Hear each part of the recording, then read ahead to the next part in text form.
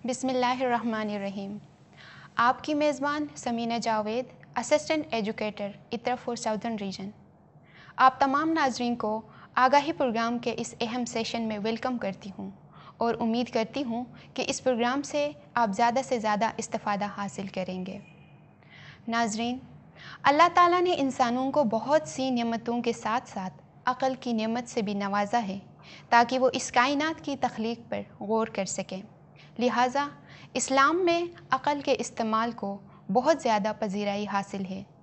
यह इंसानी ज़िंदगी के हर पहलू, चाहे वो इनफरादी हो या इज्तिमाई, वो अक़ली जुस्तजू से हो या रूहानी तरक्की से, गर्ज़ हर शोबे में रहनुमाई अता करती हैं। लिहाजा अक़ल और मज़हब एक दूसरे के मुआवनत करते हैं और इन दोनों में कोई तज़ाद नहीं है।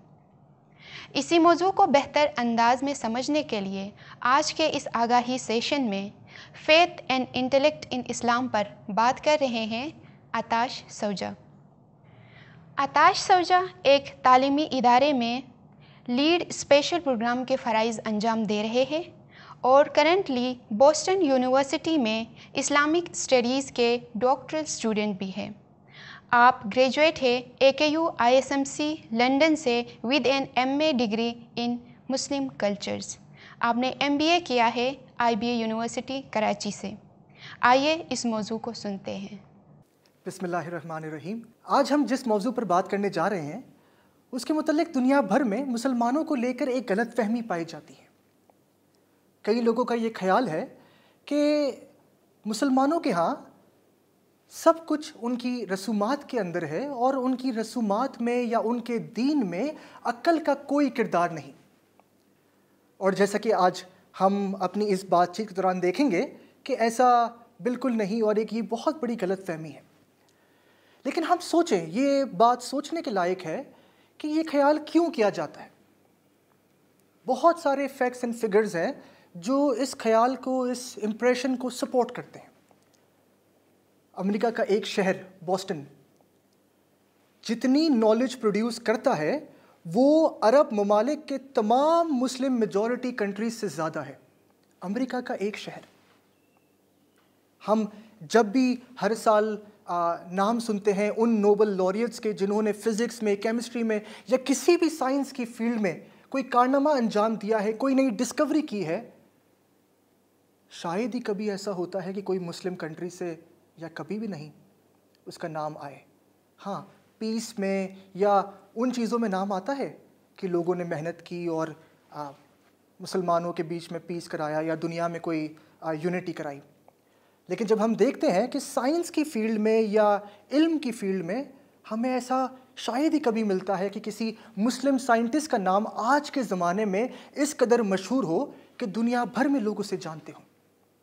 और अगर कभी कोई मुस्लिम साइंटिस्ट कोई कारनामा अंजाम देता भी है तो हमें ऐसा होता हुआ नज़र आता है कि वो किसी मगरबी यूनिवर्सिटी के अंदर काम करता है और उन्हीं के रिसोर्सेज को इस्तेमाल करते हुए उसने अपनी डिस्कवरी की है या उसने अपनी रिसर्च की है। क्या इससे हम ये बात अखज़ कर सकते हैं कि मुसलमानों को इल्म से, साइंस से कोई शगफ नहीं? मुसलमानों को जितने हमारे नेचुरल लॉज हैं, जो हमारी यूनिवर्स की मिस्ट्रीज़ हैं, उनसे कोई लगाव नहीं, कोई उनको इंटरेस्ट नहीं कि हम इन मिस्ट्रीज़ को सॉल्व करें? शायद आज के ज़माने में हमें ऐसा होता हुआ नज़र नहीं आता। लेकिन हम में से जो लोग इस्लामी तारीख़ से वाबस्ता हैं, उन्हें इस बात का बखूबी इल्म है कि ऐसा हर ज़माने में नहीं था। जब हम बात करते हैं मुस्लिम गोल्डन पीरियड की, तो हम ऐसे वक्त की बात करते हैं 9वीं, 10वीं, 11वीं, 12वीं सदी, जहाँ पर मुस्लिम फ़िलोसफर्स, मुस्लिम थियोलॉजियंस साथ साथ मेडिसिन में, केमिस्ट्री में, फ़िज़िक्स में, इन तमाम फील्ड्स में भी महारत रखते थे। लेकिन ऐसा क्या हुआ कि वो वक्त पीछे रह गया और आज हम जिस माशरे में ज़िंदगी गुजारते हैं उसमें हमें नज़र आता है कि वेस्ट की डोमिनेंसी है। हमें नज़र आता है कि मुसलमान उस तरीके से नॉलेज सोसाइटी में कंट्रीब्यूट नहीं कर पा रहे, और ना सिर्फ मुसलमान बल्कि वो मुसलमान भी जो कि वेस्ट में रहते हैं, बहुत ही कम ऐसे लोग हैं जो हमें अच्छे फिजिसिस्ट या अच्छे एस्ट्रोफिजिसिस्ट होते हुए नज़र आते हैं। ऐसा क्यों है? क्या हमारी इस्लामी तालीमात में ऐसा कुछ है जो मुसलमानों को रोकता है? हरगिज़ नहीं। आज हम ये देखने की कोशिश करेंगे कि कुरान शरीफ और हमारे आइम्मा कराम ने किस तरीके से मज़हब और अक़ल को साथ लेके चलने पर ज़ोर दिया है। कुरान शरीफ में हमारे लिए क्या तालीमात हैं, किस तरीके से खुदावंद ताला ने हमें इसका पैगाम दिया है, और ज़माने के हिसाब से हमारे मौलाना हाज़र इमाम अलैहिस्सलाम और उससे पहले इमाम सुल्तान मोहम्मद शाह अलैहिस्सलाम ने किस तरीके से हमारी जमात को और ब्रॉडर मुस्लिम उम्मा को इस बात की तलकीन की है कि वो इल्म की तरफ, साइंस की तरफ, रिसर्च की तरफ आगे बढ़े। हम देखते हैं कुरान शरीफ के अंदर खुदावंद ताला इरशाद फरमाते हैं सूरह फुसिलात के अंदर, सूरह नंबर 41 आयत नंबर 53। खुदावंद ताला फरमाते हैं, हम उनको अपनी आयात, अपनी निशानियां दिखाएंगे आफाक में, होराइजन में और उनके अंदर, उस वक्त तक उनको ये बात साबित ना हो जाए, क्लियर ना हो जाए कि यही हक है। खुदावंद ताला आगे फरमाते हैं, क्या तुम्हारे लिए ये बात काफ़ी नहीं कि तुम्हारा रब सब कुछ देखता है, हर चीज़ पर वो देखने वाला है? तो खुदावंद ताला इस आयत के अंदर जो हमें एक मैसेज दे रहे हैं कि वो अपनी निशानियाँ हमारे अंदर भी, हमारी ज़ात के अंदर भी और इस यूनिवर्स में उन्होंने इस निशानियों को छोड़ा है ताकि हम उससे कुछ इल्म हासिल कर सकें, सीख सकें। क्या सीख सकें हम उसके ऊपर भी बात करेंगे। एक और हमें बड़ी मशहूर आयत मिलती है कुरान शरीफ की, सूरह आले इमरान की सूरह नंबर 3 आयत नंबर 190 एंड 191। खुदावंद ताला फरमाते हैं, यकीनन ज़मीन और आसमान के बनाए जाने में और रात दिन के आने जाने में समझदार वालों के लिए, समझ वालों के लिए निशानी है। अगली आयत में खुदावंद ताला फरमाते हैं, खुदावंद ताला पहले बात करते हैं उलुल अलबाब, वो लोग जो समझदार हैं। कौन है जो समझदार हैं? अगली आयत में ही उसकी मिसाल देते हैं, वो लोग जो उठते बैठते जागते सोते खुदावंद ताला का जिक्र करते हैं, उसे याद करते हैं। वो यतफक्करून फी खल्क़िस समावाति वल अर्द, और ज़मीन और आसमान के बनाए जाने पर गौर व फिक्र करते हैं और ये कहते हैं, रब्बना मा खलक़्त हाज़ा बातिलन, ए मेरे परवरदिगार तूने ये सब ऐसे ही नहीं बनाया है। सुबहानका, तमाम तारीफ़ें तेरी लिए हैं। फ़कीना अज़ाबन नार, तो हमें मुश्किलों से, तकालीफ से जो आखिरत में मिलेंगी उनसे बचा, उनसे दूर रख।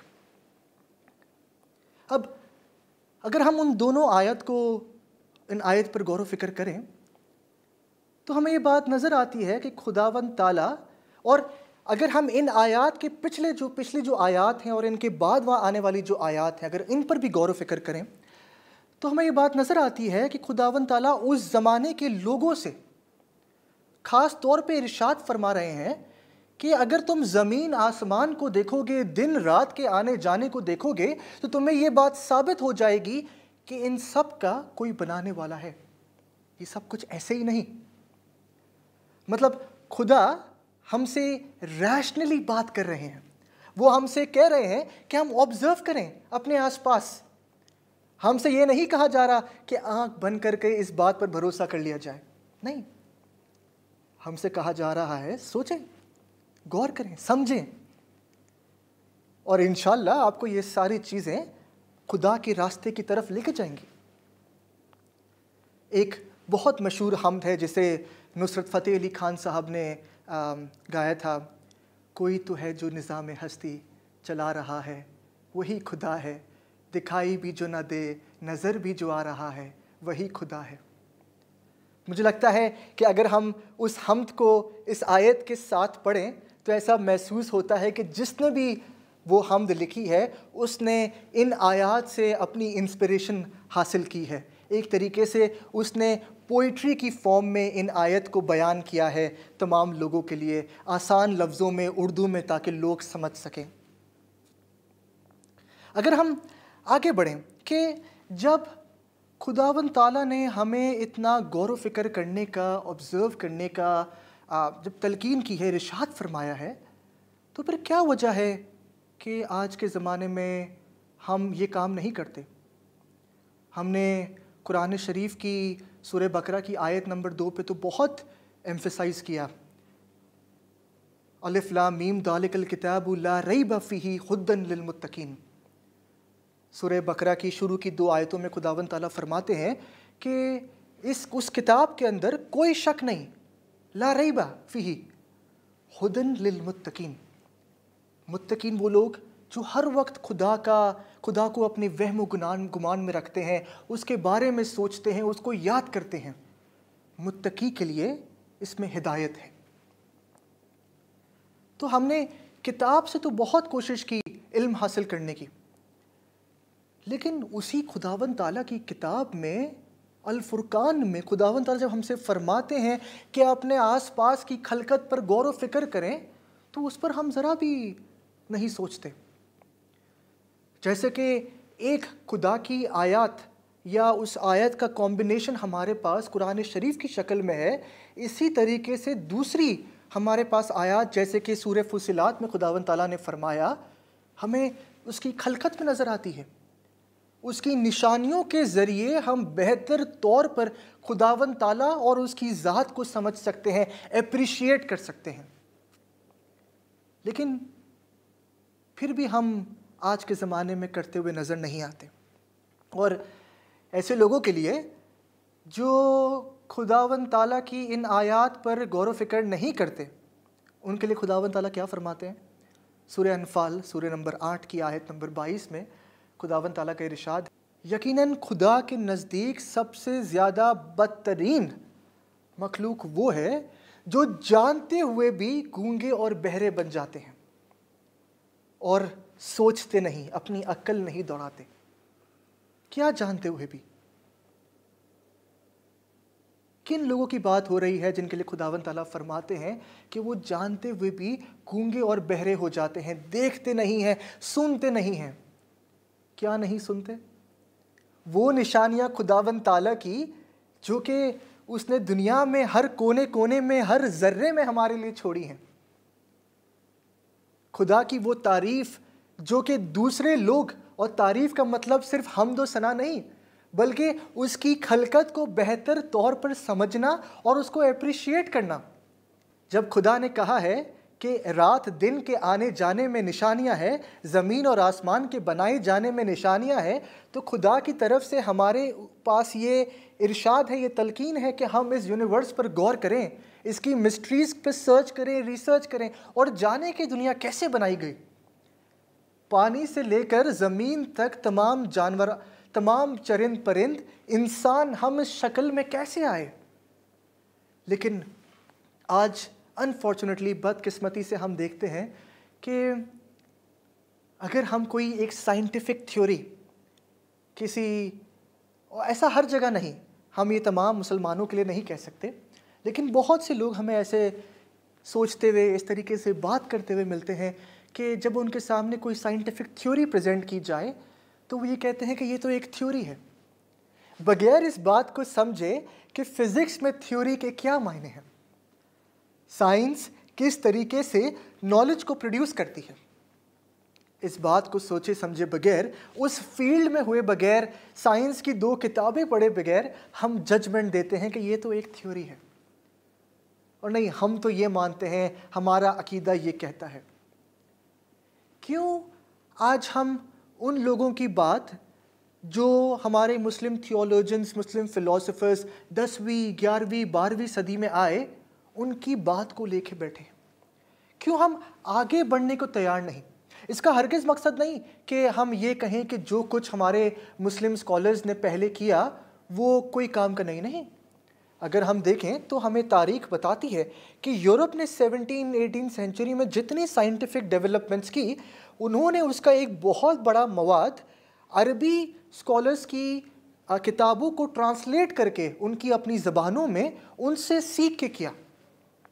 हम आगे देखेंगे कि सर न्यूटन भी किस तरीके से बात करते हैं कि आज मैं जहां पहुंचा हूं उसकी बुनियादी वजह यह है कि मुझसे पहले आने वाले फ़िलासफ़र्स ने, साइंटिस्ट ने, स्कॉलर्स ने जो कुछ काम किया, मैंने उनके ऊपर बिल्ड किया है।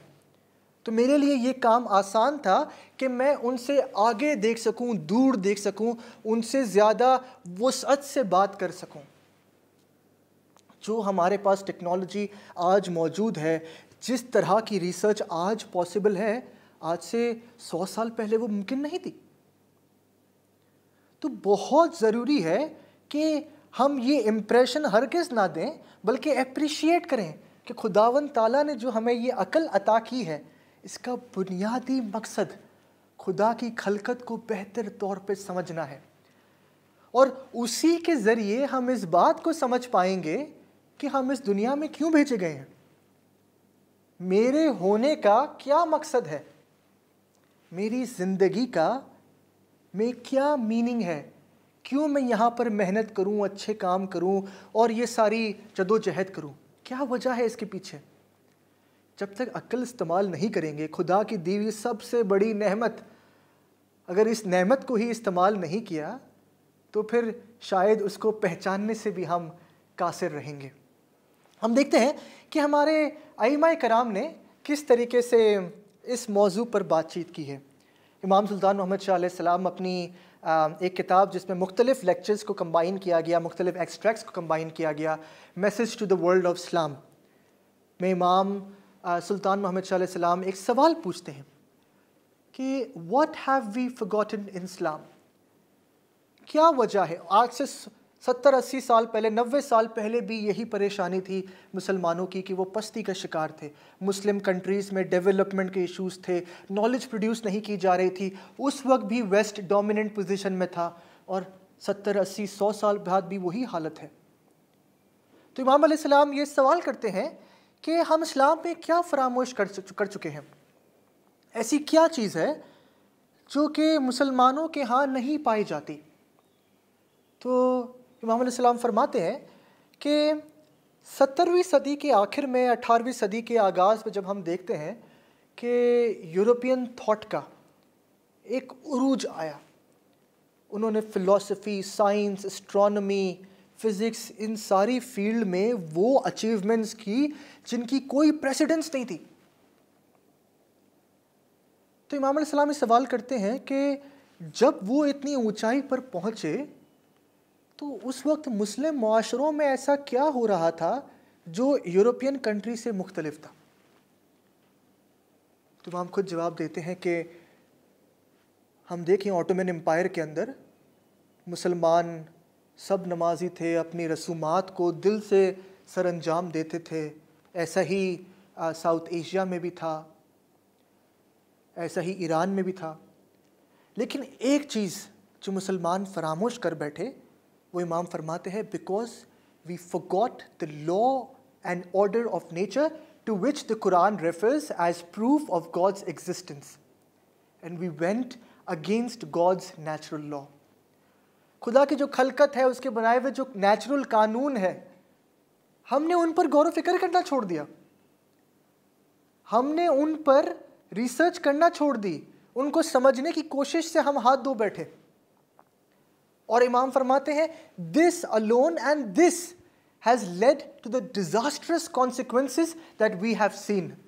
इसकी वजह से वो नताइज आए कि हमारी सोच, मुस्लिम ममालिक में जो मुसलमान रहते हैं और नॉन मुस्लिम्स भी, उन तमाम की सोच महदूद हो गई और इसकी वजह से वो अपने आप को as compare to European scholars, philosophers, उनसे नीचे देखना शुरू हुए। और यही वजह थी कि यूरोपियंस को मौका मिला कि वो अपनी सोच की वजह से मुस्लिम कंट्रीज़ में, जहाँ भी हम देखते हैं कि 19th सेंचुरी में तकरीबन पूरी मुस्लिम दुनिया यूरोपियन कॉलोनियल पावर्स के अंडर में थी।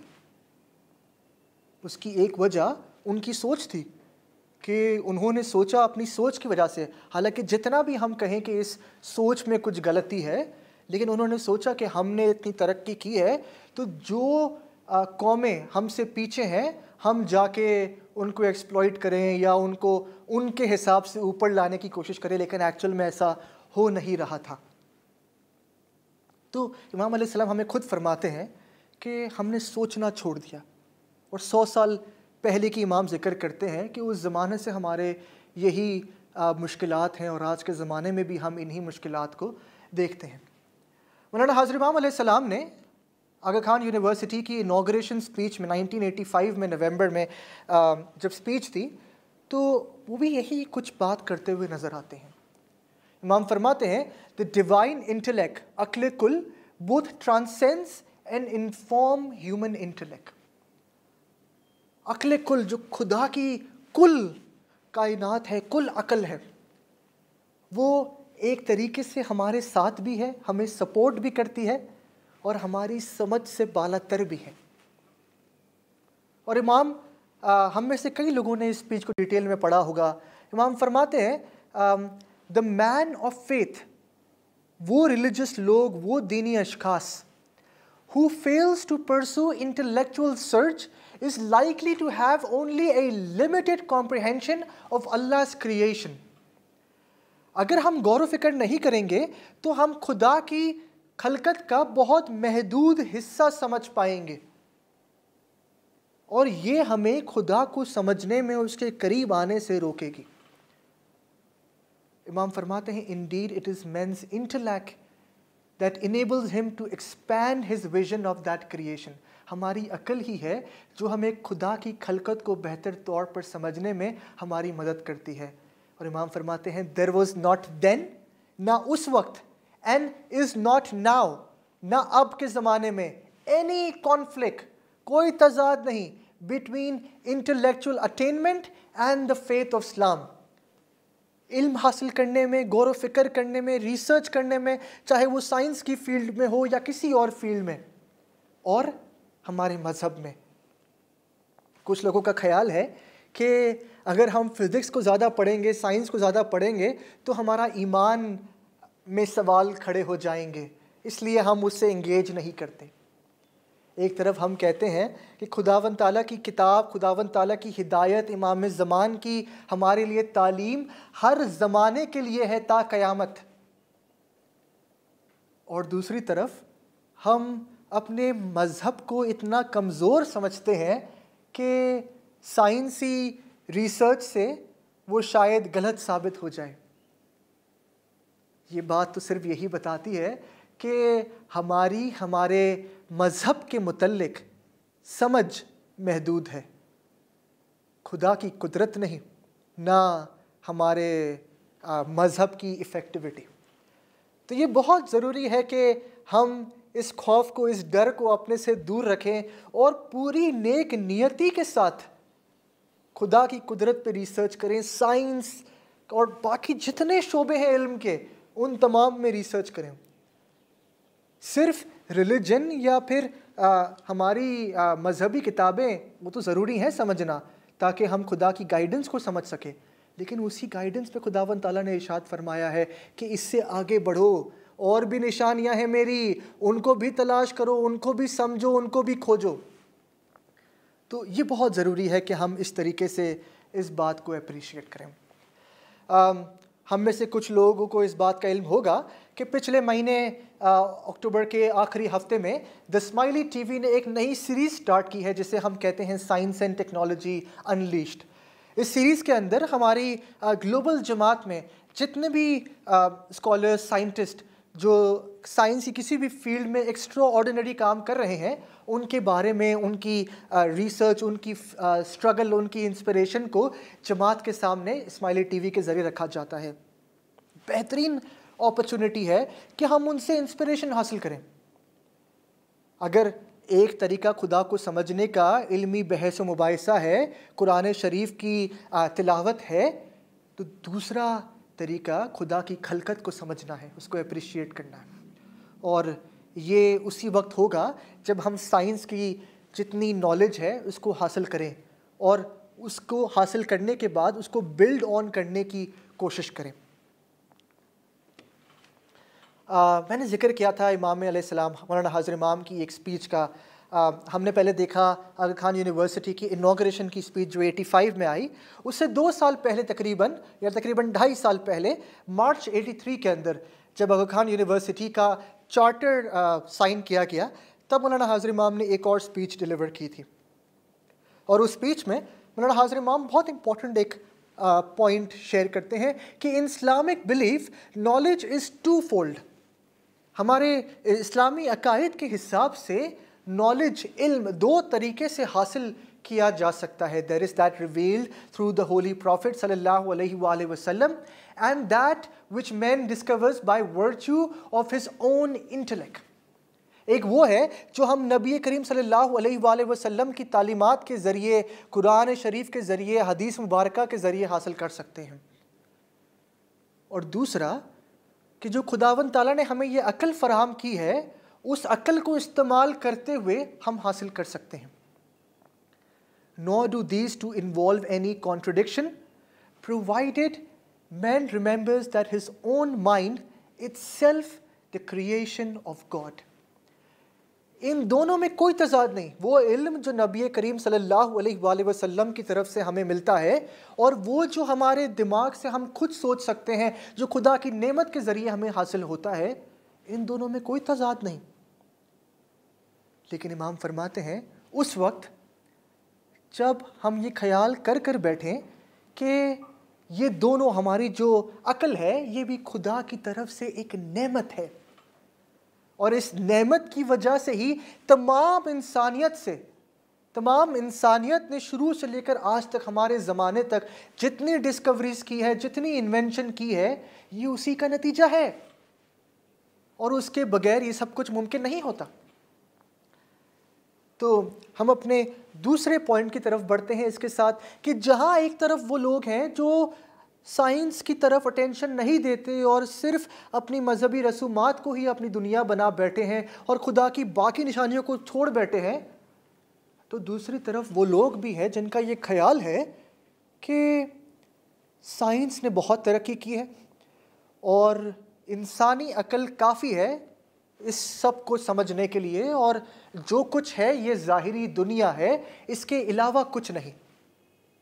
और उसकी वजह से वो खुदा के होने को नहीं मानते और उनका ये ख्याल है कि इंसान ही सब कुछ है, हमारा दिमाग ही सब कुछ है जिसकी वजह से ये सब कुछ मुमकिन हो पाया है. लेकिन इमाम अलैहिस्सलाम फरमाते हैं कि ह्यूमिलिटी के बगैर, इस बात का एहसास किए बगैर कि हमारी अक्ल खुदा की तरफ से नेमत है, हम आगे नहीं बढ़ पाएंगे.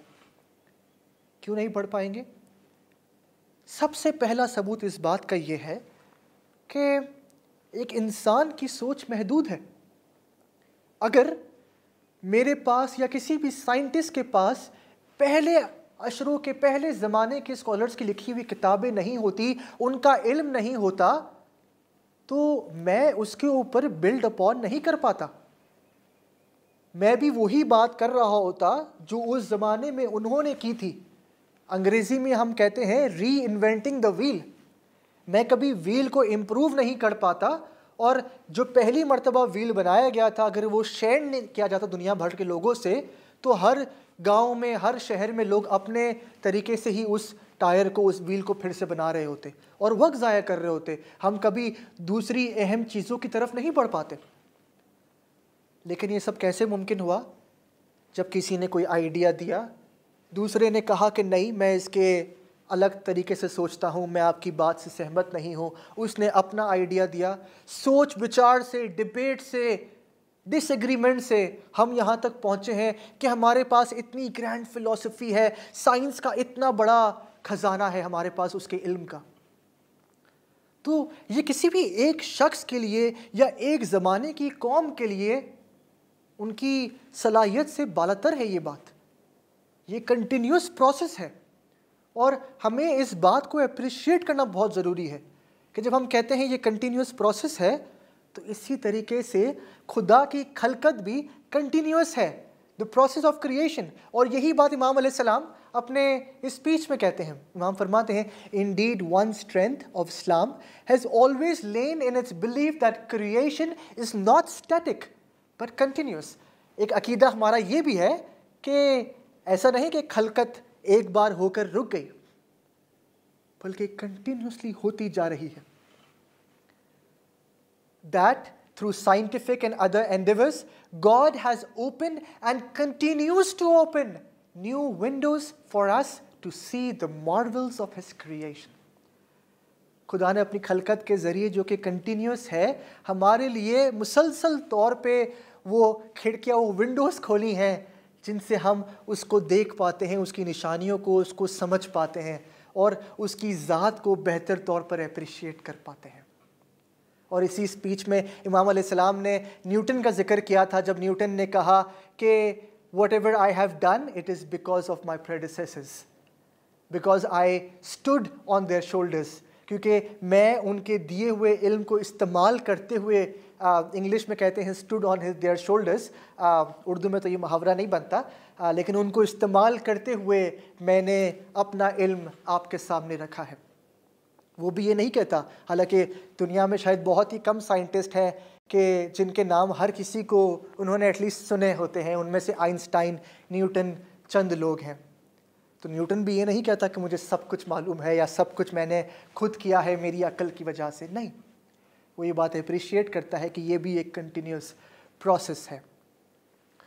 एक जब हम ये बात करते हैं कि एक तरफ हमने बात की कि वो लोग हैं जो कि मज़हब को बहुत महदूद तरीके से देखते हैं, सिर्फ किताबों में और खुदा की खलकत में नहीं देखते। दूसरे वो लोग हैं जो खुदा की आफाक को देखते हैं लेकिन खुदा के होने को नहीं मानते, उनको लगता है कि जो कुछ है वो साइंस है और हमारी अक्ल है। तीसरे जिनका हमने सबसे पहली आयत में ज़िक्र किया था, सूरह फुसिलात की आयत नंबर 53 के अंदर, जिसमें खुदावंद तआला ने कहा था कि एक तो मैं आपको निशाना दिखाऊंगा आफाक में, होराइज़न में, और एक फी अनफुसिहिम, आपके अंदर। क्या निशानियां हैं वो? कैसे हम अपने अंदर से खुदा को समझ सकते हैं? क्या कोई रास्ता है खुदा तक पहुंचने का? जहां वेस्टर्न ट्रेडिशन ने, वेस्टर्न फिलॉसफी ने एक्स्ट्रा ऑर्डिनरी अचीवमेंट्स की है पिछले 300 सालों के अंदर, वहां हम देखते हैं कि पिछले ना सिर्फ 300 बल्कि 1000-1500 सालों में ईस्टर्न ट्रेडिशन के अंदर, फिर चाहे हम बुद्धिज़्म की बात करें, हम इस्लामिक मिस्टिसिज्म यानी सूफीज़म की बात करें, या हम साउथ एशिया के हमारे बाकी रिलीजन्स की बात करें, उनकी फ़िलॉसफ़ी में हमें बहुत एक अहम नुक्ता मिलता है। वो अहम पॉइंट क्या है कि हमारा शऊर एक बहुत इन डेप्थ और बहुत एक वास्ट चीज़ है जिसको अभी तक साइंस पूरी तरीके से एक्सप्लोर नहीं कर पाई है। और ईस्टर्न फेथ बेस्ड ट्रेडिशंस के हिसाब से हम देखते हैं कि बंदगी, खामोशी से बैठना और अपने अंदर, अपनी ज़ात में गौर फ़िक्र करना और अपनी ज़ात के ज़रिए खुदा तक पहुंचना, ये एक बहुत इम्पॉर्टेंट पॉइंट है जो हमें ईस्टर्न ट्रेडिशन में नज़र आता है। और हमारे तरीके में भी ज़िक्र की, विर्द की बहुत ज़्यादा अहमियत है, ये हम सब जानते हैं। अगर हम हमारी तारीख़ में देखें तो नबी करीम सल्लल्लाहु अलैहि वसल्लम की ज़िंदगी के अगर हम 2-3 बड़े बड़े वाक़ियात पर रोशनी डालें, गौर फ़िक्र करें, तो हमें नज़र आता है कि नुज़ूल वही, ख़ास तौर पर पहली वही का नुज़ूल और मेराज, ये वो वाक़ियात हैं जहाँ पर हमें हुज़ूर अकरम सल्लल्लाहु अलैहि वसल्लम की ज़ात खुदा से बिल्कुल करीब अपने आप को पाती है। तो हम देखते हैं कि पहली वही में हुज़ूर अकरम सल्लल्लाहु अलैहि वसल्लम कहाँ होते हैं? गारे हिरा में बैठे, अपनी ज़ात में गौर फ़िक्र करते, उसको याद करते, और तभी जिब्रील अमीन का नुज़ूल होता है और वो उन पर पहली वही नाज़िल करते हैं। और पहली वही में भी जो लफ्ज़ इकरा है, उस पर भी हम सोचें कि खुदा ने पहला लफ्ज़ ही हमसे ये कहा कि पढ़ो, रिसाइट, रीड। तो हम सोच सकते हैं कि कितनी अहम है पढ़ने लिखने की, सोचने की बुनियादें हमारे मज़हब के अंदर। दूसरा, जब हम मेराज के वाक़ये का ज़िक्र करते हैं तो हमें मिलता है कि हुज़ूर अकरम सल्लल्लाहु अलैहि वसल्लम ने उस मेराज के सफ़र में 7 आसमानों का, जन्नत का, दोज़ख का, तमाम चीज़ों का जब सफ़र किया तो उसके साथ साथ खुदावंद ताला की ज़ात का भी दीदार हुआ उन्हें। हमें हदीस मुबारक के अंदर जन्नत दोज़ख के पूरे पूरे नक्शे बांधे हुए मिलते हैं, 7 आसमानों के नक्शे बांधे हुए मिलते हैं, किस आसमान पे किस नबी से मुलाकात हुई इसका नक्शा मिलता है, क्या बातचीत हुई इसका भी जिक्र मिलता है। लेकिन जो नबी करीम सल्लल्लाहु अलैहि वसल्लम ने खुदावंद ताला का दीदार किया, उससे रूबरू हुए, उस वक्त क्या हुआ, क्या देखा, क्या महसूस किया, उसका हमें जिक्र नहीं मिलता। नबी करीम सल्लल्लाहु अलैहि वसल्लम ने जहाँ हमें तमाम तालीमात दी, ये नहीं बताया कि उस वक्त उन्होंने क्या देखा या क्या महसूस किया। शायद ये बात हमसे ये कहती है कि जो हमारे अंदर की एक दुनिया है उसको भी महसूस करना बहुत ज़रूरी है। जो उस पाथ पर, उस सफ़र को नहीं पूरा करेगा या उस पर नहीं चलेगा, वो उसको समझ नहीं पाएगा। हमारा भी एक बहुत मशहूर किनान है जिसकी पहली लाइन है कि दीन की बात कही न जाए। ये बात कही नहीं जाती। जो स्पिरिचुअल एक्सपीरियंसेस होते हैं, जो रिलीजियस एक्सपीरियंसेस होते हैं, ये सिर्फ एक्सपीरियंस किए जाते हैं, इनको महसूस किया जाता है। अब आज के ज़माने में या पिछले 150-200 सालों से ऐसे हमें फ़िलासफ़र्स, ऐसे स्कॉलर्स मिलते हैं वेस्ट में भी और हमारे मशरक़ी माशरों में भी, जिनका ये ख्याल है कि ये मज़हब, दीन वगैरह ये सब पहले ज़माने की चीज़ें हैं, आज के ज़माने में इनका कोई काम नहीं, कोई ताल्लुक़ नहीं। उनका ये ख्याल है। ऐसे सोशियोलॉजिस्ट हो गुज़रे हैं जैसे कार्ल मार्क्स, जिनकी अक्सर एक लाइन हमें सोशल मीडिया पर चलती हुई मिलती है, जहां उन्होंने कहा कि religion is the opiate for the masses. जो अवाम है, जो गरीब अवाम है ख़ास तौर पे, उनके लिए ये एक ड्रग की तरह है कि आपने उन्हें मज़हब की पटरी पर चला दिया और उनकी अक्ल को बंद कर दिया। और लेकिन अफसोस की बात है कि अक्सर लोग जो ये उनका स्टेटमेंट, ये कोट शेयर करते हुए मिलते हैं सोशल मीडिया पे, या उनकी इस बात से बहुत ज़्यादा इम्प्रेस हैं, वो कार्ल मार्क्स की पूरी थ्योरी, जो उनका इकोनॉमिक स्ट्रक्चर है, उससे खबर नहीं रखते। उनको ज़रा भी उस बात का इल्म नहीं होता कि उसकी पूरी थ्योरी में क्या बात की जा रही थी और उन्होंने किस तरीके से इस बात का जिक्र किया है। और ना उनको ये इस बात का इल्म होता है कि वेस्टर्न एकेडेमिया, वेस्टर्न यूनिवर्सिटीज़ के अंदर कार्ल मार्क्स की थ्योरीज को किस तरीके से रिजेक्ट किया जा चुका है और उनके क्या क्या इश्यूज लोगों के सामने लाए जा चुके हैं।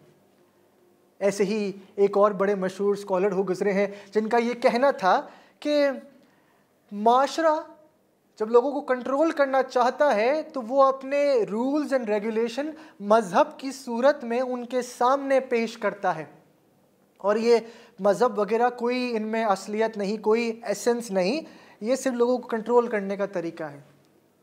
अगेन वेस्टर्न स्कॉलर्स ने ही उनकी रिसर्च को बुरी तरीके से क्रिटिक किया है, क्रिटिसाइज़ किया है, और ये बात साबित की है कि उनकी थ्योरीज़ में क्या क्या इश्यूज़ हैं, कैसे वो मज़हब को एक बहुत छोटे से पैराडाइम में देखता है और उसके वेरियस एस्पेक्ट्स, फैसेट्स को वो अप्रिशिएट नहीं कर पाता। ऐसे ही कई स्कॉलर्स हो गुजरे हैं। उन सब का जिक्र करने का मकसद ये है कि हम ये ना सोचें कि मज़हब एक पुराने ज़माने की चीज़ है और आज का कोई काम नहीं। हम सबको वो कुछ जुमले हमारे तरीके के बखूबी याद हैं कि मज़हब के बगैर इंसान की ज़िंदगी रास्ते के खाक के बराबर भी नहीं। इस जुमले पर अगर हम गौर करें तो इसमें यह बात नहीं की जा रही कि किसी नॉन रिलीजियस पर्सन को खाक से रास्ते की कंपेयर किया जा रहा है, बल्कि अगर हम गौर फिक्र करें तो हमें नज़र आता है कि अगर हम इस कायनात पर गौर फिक्र नहीं करते या गौर फिक्र करने के बाद इस नतीजे पर पहुंचते हैं कि जो हूँ या जो कुछ है वो सिर्फ मेरी ज़ात के अंदर है, मेरा दिमाग है और कुछ नहीं, मैं सबसे बड़ी खलकत हूँ। तो इस बात से वो अपनी ह्यूमिलिटी तो खो बैठते हैं, बल्कि अपनी जो ज़िंदगी का मकसद है, जो मीनिंग है, उसको भी पूरी तरीके से अप्रिशिएट नहीं कर पाते। तो बहुत ज़रूरी है कि हम जो मल्टीपल डायमेंशंस हैं खुदा तक पहुंचने के, खुदा को अप्रिशिएट करने के, हम उनको समझें, उन पर गौर व फिक्र करें। कैसे जब हम खुदावंद ताला के लिए कहते हैं कि एक तरफ उसकी ज़ात बालातर है, हम जितना चाहें उसके मुतल्लिक़ गौर व फिक्र करें, शायद ही मुमकिन है कि कुछ ज़र्रा भर भी हमारे दिमाग में आ बैठे। और दूसरी तरफ हम कहते हैं कि खुदा हमसे बहुत करीब है। कुरान शरीफ में सूरह काफ में सूरह नंबर 50 आयत नंबर 16 में खुदावंद ताला फरमाते हैं, वलक़द खलक़नल इंसाना व नअलमु मा तुवस्विसु बिही नफ्सुहु, और हमने इंसान को पैदा किया और हम जानते हैं कि वो क्या अपने अंदर वसवसे डालता है, अपनी रूह के अंदर, अपने आप के अंदर। वनहनु अक़रबु इलैहि मिन हब्लिल वरीद, और हम उसकी शहरक से भी करीब हैं। क्या खुदा कोई चीज़ है हमारी बॉडी के अंदर जो खुदा कहता है वो हमारी शहरक से भी करीब है? या यहाँ पर खुदा का ये फरमाने का मकसद है कि एक हमारे अंदर से भी रास्ता है उसको पहचानने का, और हरगिज़ ये मकसद नहीं कि ये रास्ता इंटेलेक्ट से हट के है, नहीं। जब हम उसे समझेंगे, उसे अप्रिशिएट करेंगे और इस बात को इम्पोर्टेंस देंगे कि हाँ ये भी एक रास्ता है, ये उसी वक्त मुमकिन है जब हम कोशिश करें या इस बात को समझें कि खुदा को होलिस्टिकली, जो हमारी कायनात में खुदा ने हमें आयात दी हैं, निशानियाँ दी हैं, उसके ज़रिए समझना ज़रूरी है। ना सिर्फ साइंस, ना सिर्फ उसकी दी हुई किताबें, बल्कि गौर व फिक्र, विर्द जो अपने अंदर है। जिसने विर्द नहीं किया, उसको याद नहीं किया, उसने उसका भेद कैसे पाया? मज़हब जहाँ एथिक्स का नाम है, जिनको परफॉर्म करने का नाम है, दूसरी तरफ मज़हब एक्सपीरियंस करने का, महसूस करने का भी नाम है। और उसी वक्त हम उस बैलेंस लाइफ के नोशन को साथ लेके चल सकेंगे जब हम इन सब तमाम चीज़ों को इम्पोर्टेंस दें, इन तमाम चीज़ों के बारे में सोचें कि क्या हो सकता है, क्या क्या खुदा ने मुझे मौके दिए हैं उस तक पहुंचने के, उसकी निशानियों को समझने के। और जब ऐसा होगा तो होपफुली हम खुद रियलाइज़ करेंगे कि हमारे पास क्या नेमतें हैं खुदा की तरफ से, क्या एक्चुअल मकसद है, क्या मीनिंग है हमारी लाइफ का। और हमारे इमाम अलैहिस्सलाम ने, इमाम सुल्तान मोहम्मद शाह अलैहिस्सलाम ने और मौलाना हाज़िर इमाम अलैहिस्सलाम ने बारहा अपनी स्पीचेस में इस तरफ इशारा किया है। इनफैक्ट जब इमाम किसी पार्क को, किसी गार्डन को इनॉग्रेट करते हैं, जैसे आगा खान पार्क एडमिंटन कनाडा में जिस पार्क को इनॉग्रेट किया, तो इमाम फरमाते हैं कि अपनी स्पीच में कि ये एक मौका है कि यहाँ पर लोग आएँ और खुदा की कुदरत से करीब हों, रिफ्लेक्ट करें, मेडिटेट करें। मतलब हम खुदा की खलकत के ज़रिए उससे और करीब हो सकते हैं। ये बिल्कुल मुमकिन है कि नेचर को, जो हमारे एक्सटर्नल है, और हमारे विदिन जो एक नेचर है, उनको हम हार्मनी में लाएं, उनको सिंक में लाने की कोशिश करें।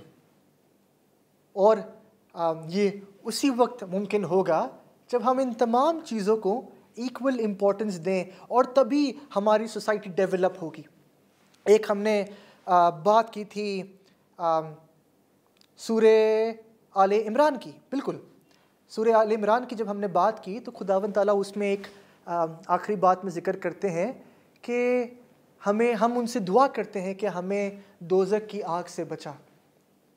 एक तो वो आखिरत की है कि अगर हमने उसको पहचाना नहीं, उसकी खलकत को हमने अप्रिशिएट नहीं किया, तो शायद हम उसकी हिदायत से बहुत दूर रह जाएंगे। एक तो ये बात है। लेकिन मैं इसको इस बात से भी कनेक्ट करता हूँ जो इमाम सुल्तान अहमद शाह अलैहिस्सलाम ने अपनी उस किताब में कही थी कि अगर हमने इस दुनिया में खुदा की खलकत को अप्रिशिएट नहीं किया तो वो तकालीफ सिर्फ दोज़ख की नहीं है, आखिरत की नहीं है, बल्कि हम देखें कि आज की इस दुनिया में भी क्योंकि हम अक्ल को अहमियत नहीं देते, तो हमारी या मुसलमानों की, अक्सर मुसलमानों की, मुस्लिम कंट्रीज़ की इस दुनिया में वो रिस्पेक्ट नहीं जो हम बाकी वेस्टर्न कंट्रीज़ की देखते हैं, या ईस्टर्न कंट्रीज़ के अंदर भी जो हम जापान, चाइना, ऐसी कंट्रीज़ की देखते हैं। क्यों? अगर आज की नॉलेज सोसाइटी के अंदर हम इक्वली कंट्रीब्यूट नहीं कर पाएंगे तो फिर हम उनमें से होंगे जो हमेशा पीछे रह जाएंगे, जो हमेशा सिर्फ कंज्यूम करते रहेंगे। और जो सोसाइटीज़ या एक फैमिली में भी जो शख्स दूसरों पर रिलाय करते हैं सिर्फ, और सिर्फ कंज्यूम करते हैं, उनसे लेकर उनसे मदद हासिल करते हैं, वो कभी ना उस फैमिली में, ना उस सोसाइटी में, और ना वो सोसाइटीज़ ग्लोबल दुनिया में, ग्लोबल वर्ल्ड के अंदर कभी रिस्पेक्ट हासिल कर सकती हैं। और ये बहुत ज़रूरी है कि अगर हम चाहते हैं कि आने वाले वक्त में ना सिर्फ मुसलमानों की इमेज बेहतर हो दुनिया के सामने, बल्कि वो डेवलपमेंट के पाथ पर इक्वली कंट्रीब्यूट करें, पार्टिसिपेट करें और compete करें दूसरी टॉप की कंट्रीज़ के साथ, तो ये उसी वक्त मुमकिन है जब हम अपनी दीन, दुनिया, अपनी अक्ल और अपनी तमाम सलाहियत को इस्तेमाल करें, उसकी नेमत का शुक्र अदा करने के साथ साथ उनको यूज़ करें अपनी डेली लाइफ में। ये ना किया तो फिर खुदा का शुक्र तो अदा किया, लेकिन एक तरीके से एहसान फरामोशी भी दिखाई कि जो उसने नेमत दी है उसको इस्तेमाल नहीं किया।